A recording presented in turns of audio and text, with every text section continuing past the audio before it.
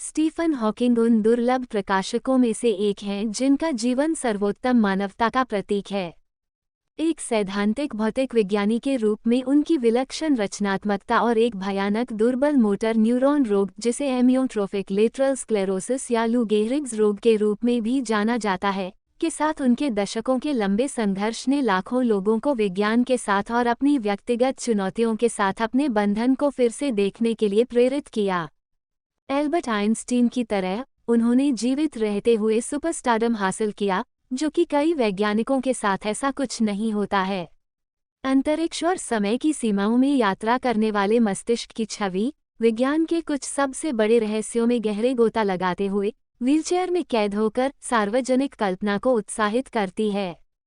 डॉक्टरों द्वारा एक छोटा जीवन जीने की निंदा की, जबकि अभी भी एक युवा पीएचडी कैम्ब्रिज, इंग्लैंड में छात्र हॉकिंग का लंबे समय तक जीवित रहना एक चमत्कार की तरह लग रहा था, भले ही वह इस तरह के शब्द का इस्तेमाल कभी न करें। उन्होंने लिखा, मेरी उम्मीदें शून्य हो जाने के बाद हर नया दिन एक बोनस बन गया और मेरे पास जो कुछ भी था उसकी सराहना करना शुरू कर दिया। जबकि जीवन है, आशा है। हॉकिंग ने अपने शरीर की प्रगतिशील गिरावट को जबरदस्त गरिमा के साथ लिया, एक परिवार का पालन पोषण किया, दुनिया की यात्रा की और यहाँ तक कुछ सुंदर घोटालों और एक गंदा तलाक में भी शामिल हुए।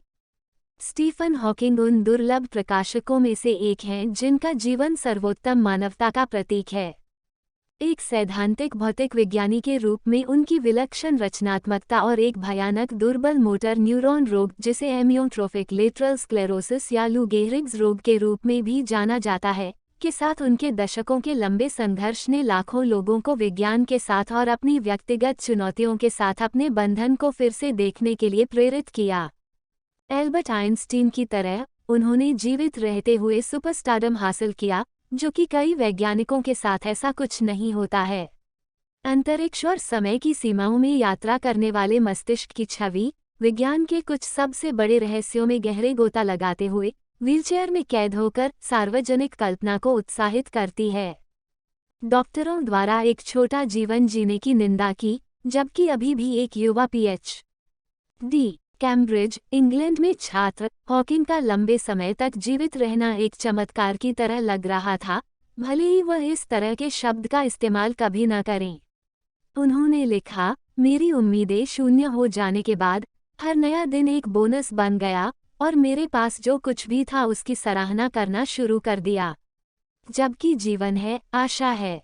हॉकिंग ने अपने शरीर की प्रगतिशील गिरावट को जबरदस्त गरिमा के साथ लिया, एक परिवार का पालन पोषण किया, दुनिया की यात्रा की और यहाँ तक कुछ सुंदर घोटालों और एक गंदा तलाक में भी शामिल हुए। अपने जीवन के आसपास की परिस्थितियों के उल्लेखनीय सेट में योगदान करते हुए हॉकिंग का जन्म गैलीलियो की मृत्यु 8 जनवरी 1642 के ठीक 300 साल बाद हुआ था और 2018 में आइंस्टीन के जन्मदिन 14 मार्च को उनकी मृत्यु हो गई थी। कभी धीमा नहीं होने के लिए उन्होंने हमें एक अनमोल विदाई उपहार के साथ छोड़ दिया। उनकी मरणोपरांत पुस्तक brief answer to the big question मंगलवार को प्रकाशित हुई। यह वह किताब है जिसे मानवता के भविष्य के बारे में चिंतित हर सोच वाले व्यक्ति को पढ़ना चाहिए। एक बोनस के रूप में पुस्तक में ऑस्कर विजेता अभिनेता एडी रेडमाइने की प्रस्तावना है, जिन्होंने film the theory of everything में हॉकिंग की भूमिका निभाई थी।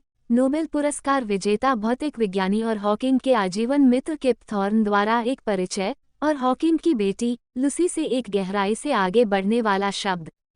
किताब सर्वोत्कृष्ट हॉकिंग है। वह भौतिकी और ब्रह्मांड विज्ञान में प्रश्नों को संबोधित करते हुए शुरू करते हैं, जिसका जवाब देने के लिए उन्होंने अपना बौद्धिक जीवन समर्पित किया, आसानी से पालन किए जाने वाले तर्कों का उपयोग करते हुए और रोजमर्रा की छवियों और विचार प्रयोगों से चित्रण किया।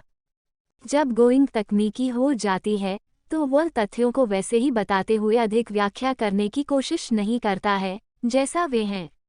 पुस्तक का यह भाग एक प्रकार का ब्रह्मांड विज्ञान सर्वेक्षण है, जिसने निस्संदेह उसे बंद होने की भावना दी।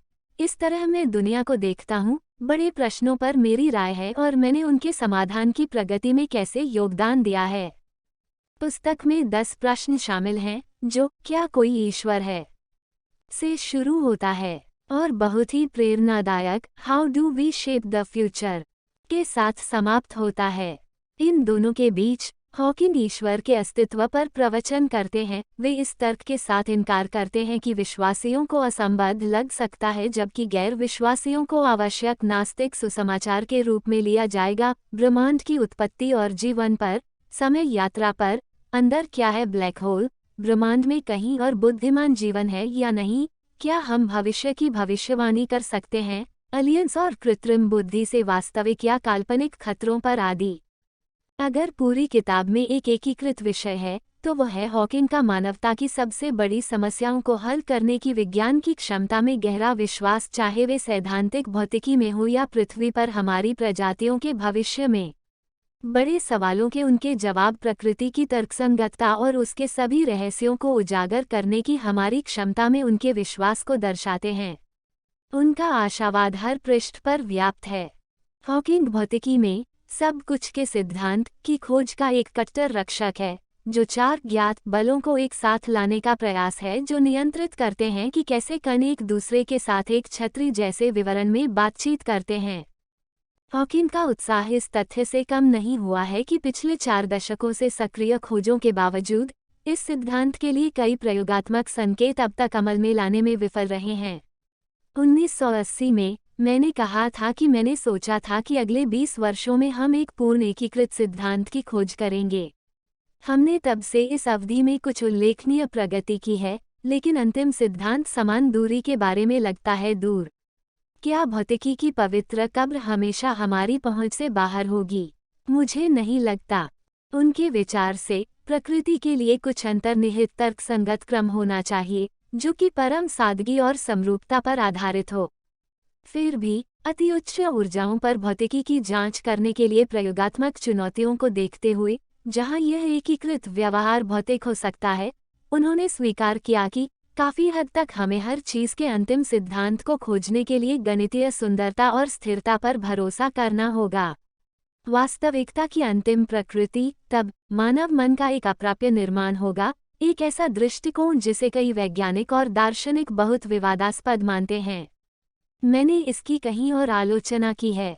हालांकि हॉकिंग ब्रह्मांड की उत्पत्ति, ब्लैक होल की भौतिकी और उनके कुछ अन्य पसंदीदा विषयों को छूते हैं, इस पुस्तक में उनकी मुख्य चिंता भौतिकी नहीं है, यह मानवता और इसका सामूहिक भविष्य है। ब्लैक होल पर उनका अंतिम पेपर पिछले सप्ताह प्रकाशित हुआ था। पुस्तक में अपना ध्यान 3 संबंधित प्रश्नों पर केंद्रित करते हुए हमारे ग्रह का भविष्य, अन्य ग्रहों का उपनिवेशीकरण और कृत्रिम बुद्धिमत्ता का उदय, वो हमें खुद से बचाने के लिए अपनी रणनीति का चार्ट बनाते हैं। हॉकिंग का तर्क है कि हम खुद को विनाशकारी विफलता के लिए तैयार कर रहे हैं। वैश्विक जनसंख्या में तेजी से वृद्धि, जिसके परिणामस्वरूप अधिक ऊर्जा और भोजन की आवश्यकता है, प्राकृतिक आवासों में हमारा अजेय अतिक्रमण, जीवाश्म ईंधन के जलने के कारण भारी मात्रा में वायु प्रदूषण, बढ़ती आय असमानता, सांस्कृतिक खाई, ये सभी गठबंधन करते हैं आपदा के लिए एक विस्फोटक सूत्र में। इसके साथ ही परमाणु हथियारों से संभावित खतरे और रोबोटिक और मशीन इंटेलिजेंस का तेजी से उदय और भविष्य कोई भी निराशाजनक नहीं दिख सकता है। हॉकिंग का तर्क है कि केवल विज्ञान ही हमें हमारी गलतियों से बचा सकता है। हम कार्बन को अधिक कुशलता से अलग करने और नवीकरणीय ऊर्जा की लागत को कम करने के लिए प्रौद्योगिकियों का विकास कर सकते हैं। हम जेनेटिक इंजीनियरिंग का उपयोग ऐसे खाद्य पदार्थ बनाने के लिए कर सकते हैं जो सस्ते और अत्यधिक पौष्टिक हों और बीमारी से लड़ने के लिए जैसे पहले कभी नहीं थे। हम, भले ही दशकों या सदियों के लिए भी नहीं, एक चंद्र आधार का उपयोग करके एक कदम पत्थर के रूप में बाहरी अंतरिक्ष के मानवता के उपनिवेशीकरण को शुरू कर सकते हैं, फिर मंगल पर जा सकते हैं और अंततः हमारे सौर मंडल के बाहर के ग्रहों पर जा सकते हैं। हम जिन चुनौतियों का सामना करते हैं वे तकनीकी हैं और मौलिक नहीं हैं, इसलिए संभावित रूप से हल करने योग्य पर्याप्त समय और संसाधन दिए गए हैं। हम पृथ्वी को पार करेंगे और अंतरिक्ष में मौजूद रहना सीखेंगे, वे लिखते हैं। हॉकिंग का मानना कि मानवता का विकासवादी मिशन आकाशगंगा के माध्यम से एक ब्रह्मांडीय माली के रूप में फैल रहा है, रास्ते में जीवन बो रहा है। उनका मानना, भले ही बिना किसी चिंता के, कि हम बुद्धिमान मशीनों के साथ सकारात्मक संबंध विकसित करेंगे और साथ में हम दुनिया और हमारी प्रजातियों के वर्तमान भाग्य को फिर से डिजाइन करेंगे। यह सब होने के लिए हमें जागने की जरूरत है और तेजी से। हमें ग्रह के साथ अपने संबंधों पर पुनर्विचार करना चाहिए और हम इसके संसाधनों का उपयोग कैसे करते हैं। हमें एक दूसरे के साथ और अन्य जीवित प्राणियों के साथ अपने संबंधों पर पुनर्विचार करना चाहिए। हमें परमाणु हथियारों को निरस्त्र करना होगा। हमें भूख को समाप्त करना चाहिए और अपने धन को अधिक न्यायसंगत तरीके से बांटना चाहिए।